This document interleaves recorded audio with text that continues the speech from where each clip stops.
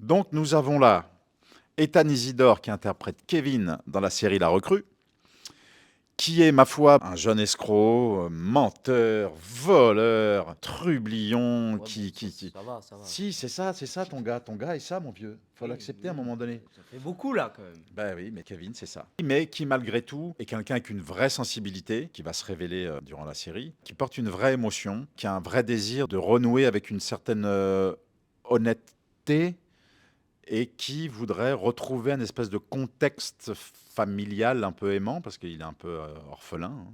Donc voilà, c'est quelqu'un qui part d'un endroit où il est plein de handicaps il est bien cabossé et qui cherche à retrouver un espèce d'équilibre tout en gardant sa malice et son côté trublion. C'est pas si mal, non? That was perfect. Allez, à Mais toi. alors, Sois à la alors, hauteur, mon gars. Thierry Neuvik joue un personnage nommé Vincent Béraud. Euh, Jusque-là, ça va. Jusque-là, je pense que c'est tout bon. C'est Euh, là que ça va se passer, mon gars. Là, il sait plus.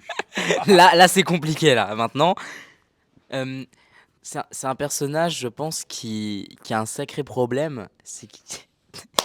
Le gars, Non, il a un problème. non, mais c'est il a du mal à aimer.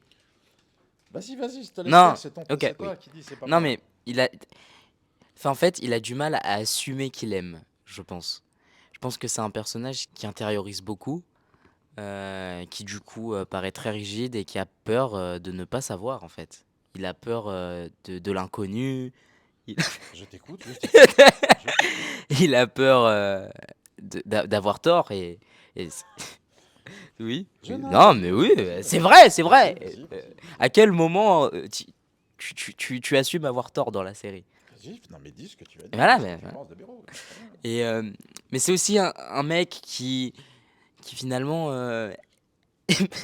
qui aime ses collègues, qui Ok, à coup de putain, mais c'est quand qu'on travaille dans ce commissariat ok, ou ok. de mais tu vois, c'est plus pour les booster que pour réellement les toucher. Ok. Tu vois, c'est pas une insulte, c'est pas insultant, c'est plus voilà. D'accord. Je ne sais pas de qui parle ce jeune homme. Alors si je peux me permettre, parce que là le gars, Vincent Béraud, c'est quelqu'un qui a des blessures profondes, à Oui. savoir qu'il a un fils de l'âge du personnage de Kevin qui a disparu il y a des ans dans les conditions mystérieuses. On ne sait même pas s'il est mort, pas mort, donc même un deuil pas possible, donc une position émotionnelle un peu perturbante, plus que perturbante. Et c'est quelqu'un qui effectivement a du mal à se livrer, mais parce c'est quelqu'un qui a une vraie pudeur, mais qui a en même temps une vraie sensibilité, qui peut parler fort, c'est vrai, qui a une certaine rigidité, mais parce qu'il aime l'ordre, qu'il est rigoureux, et qu'il a ce handicap, effectivement, sa blessure qui est là, qui ne sait pas quoi en faire, il ne sait pas comment la vivre. Puis là, d'avoir cette arrivée-là d'un personnage qui a l'âge de son fils, que le personnage de sa compagne, qu'interprète Judith Elzheim, le commissaire Trinquant, veut mettre dans ses pattes quasiment comme un fils. C'est évidemment un problème pour lui. Remplacer son fils, c'est pas possible. Un opposé total, c'est-à-dire le désordre incarné, c'est pas possible. Donc voilà, c'est quelqu'un qui se retrouve devant un dilemme et un problème de communication avec un jeune homme qui lui-même porte ses blessures. Enfin bref, donc une incapacité à communiquer, mais qui va avec le temps et grâce au personnage encore une fois de Judith, un commissaire Trinquant, qui va, elle, l'aider à réouvrir, à faire confiance, à réapprendre à écouter, à réapprendre à s'ouvrir. Et c'est un personnage d'ailleurs essentiel, le personnage de Judith, commissaire Trinquant, pour les deux, pour que la rencontre se fasse. Donc voilà, donc Béraud, c'est un peu un mec comme ça, qui a des blessures, qui a des difficultés à communiquer, à réouvrir, mais qui, va, avec le temps, va quand même réussir à réouvrir les vannes, parce que c'est un mec aimant au bout du compte. Il a pas tort. Alors par contre, il a vraiment volé ma question. C'est vraiment Qu'est-ce que t'as C'est-à-dire bah de base c'était à moi de répondre quoi, mais tranquille, il y Bah a ouais, pas de mais t'as dit galère. de la merde. Non, c'est vrai, mais il a raison. Je suis d'accord avec lui tout pareil. Tu vois qu'il a raison, Béraud. Oh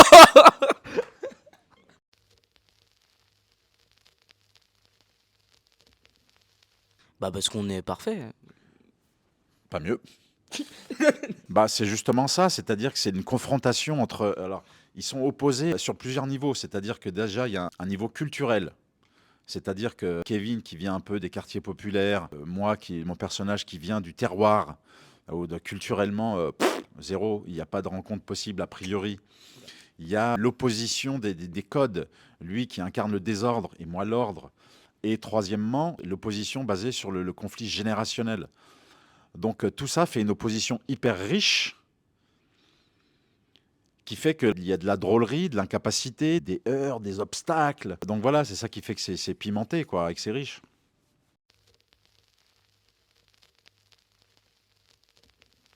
L'humour de la recrue, elle est basée quand même sur sur l'opposition, sur une opposition de codes, un code de l'adolescence et un code du senior qui ont du mal à se rencontrer, donc qui implique des langages différents, des codes différents, des attitudes différentes, Des codes vestimentaires des codes différents. vestimentaires différents, enfin plein de codes différents en opposition. Donc l'humour se place là. C'est vrai. Non, si, je pense qu'il y a aussi dans l'humour aussi, je pense qu'il y a le fait que Kevin, il vient de Paris, il vient de la banlieue parisienne au départ, donc il connaît pas du tout il connaît pas du tout la région. Et là, il découvre et d'ailleurs, il y a même une scène drôle au début quand il vient d'arriver, où genre il demande au policier, mais qu'est-ce que c'est que cet endroit? Qu'est-ce que je fous là? Parce que bah, c'est pas du tout le monde dans lequel il a vécu. Et je pense que la différence de culture joue aussi avec l'humour. Tu l'as dit à ta manière, c'est pas mal aussi. Tes mots, ton énergie, voilà quoi.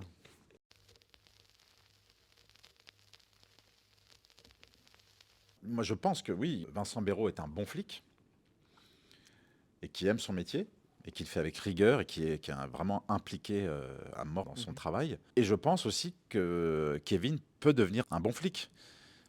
Un bon flic dans la mesure où je pense qu'il est assez malin, intelligent et assez sensible pour exercer, pour décoder, pour voir. Et qu'au bout du compte, en fait, ce Kevin, c'est un bon gars. C'est pas une crapule. Pas du tout. Il a ses blessures et ses failles qui l'ont amené à faire ça et comme ça.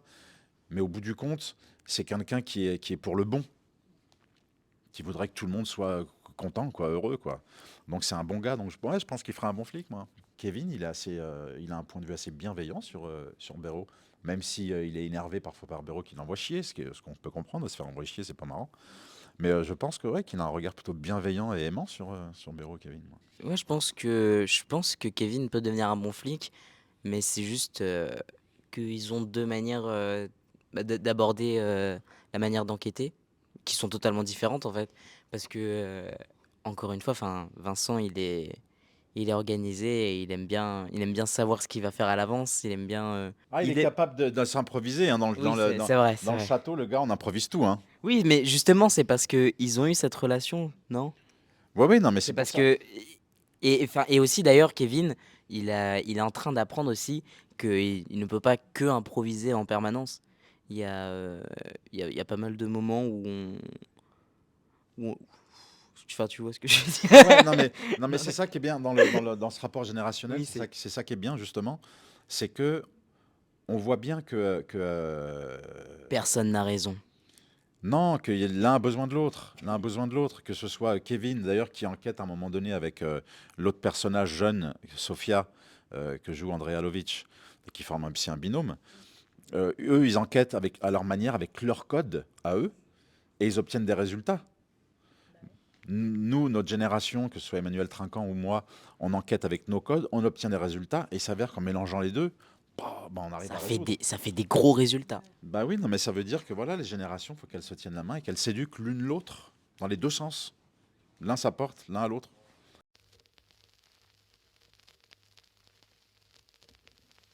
En plus du divertissement et du sourire que ça provoque, bien évidemment, c'est fait pour, c'est que les générations sont faites pour se tenir la main, sinon ça ne marche pas, il n'y a rien qui marche en fait.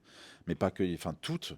Moi j'ai à apprendre des anciens et des jeunes, Kevin il a à apprendre des anciens et des très anciens, les très anciens ont à apprendre des tout jeunes et des moins, enfin tout le monde.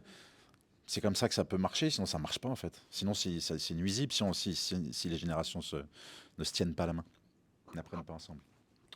Bah, je suis tout à fait d'accord avec toi, Thierry. Je pense que j'aimerais qu'on retienne la tolérance parce qu'en fait, si les personnages évoluent, c'est parce qu'ils se sont rencontrés alors qu'ils n'étaient pas censés se rencontrer. Enfin, je veux dire, Oui, ça Vin- dépasse tous les a priori. oui, c'est ça, c'est que Vincent, il est bien meilleur après avoir rencontré Kevin et vice-versa. Hmm. Et je trouve ça beau parce que les deux penseraient jamais qu'ils allaient pouvoir collaborer ensemble et que ça allait fonctionner. Et au final, Mais même pas que eux, je pense qu'il y a plein de gens vus de l'extérieur qui se diraient les deux, ah non, sur le papier, ça marchera pas. Oui, c'est vrai, c'est vrai. C'est vrai, t'as raison. Sauf que, bah, si. Sauf que si, les gars, et ouais!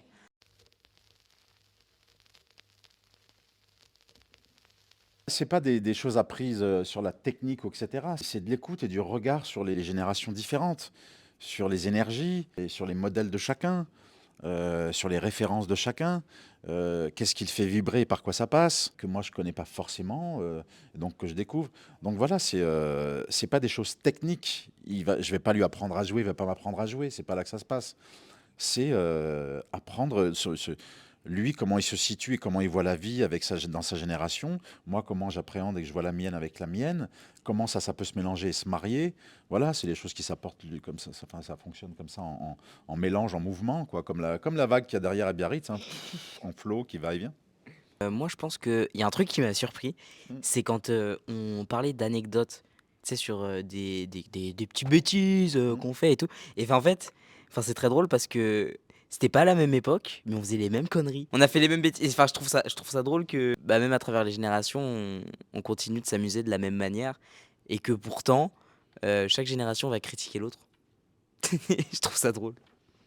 Et oui, il faut faire attention à pas devenir et des vieux cons pour les uns et des jeunes merdeux qui croient qu'ils n'ont plus rien à apprendre. Enfin bref, que les générations communient et tout ira bien. Peace and love.